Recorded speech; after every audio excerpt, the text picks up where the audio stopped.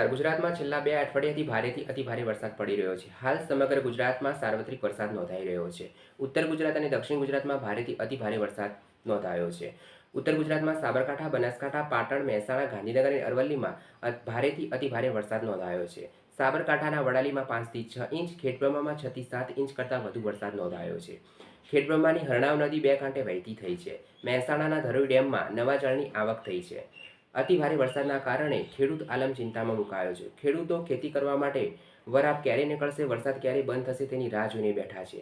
તો બીજી તરફ હવામાન નિષ્ણાત પરેશ ગોસ્વામીએ આગામી 11 થી 12 તારીખ સુધીમાં અતિભારે વરસાદની આગાહી જાહેર કરી છે। અતિભારે વરસાદવાળા વિસ્તારોમાં રેડ એલર્ટ આપવામાં આવ્યું છે। માછીમારોને દરિયો ન ખેડવાની જાહેર સૂચના આપવામાં આવી છે।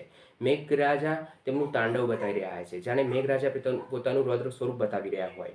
તો બીજી તરફ ખેડૂતો માટે હાલ કોઈ રાહતના સમાચાર નથી। નમસ્કાર।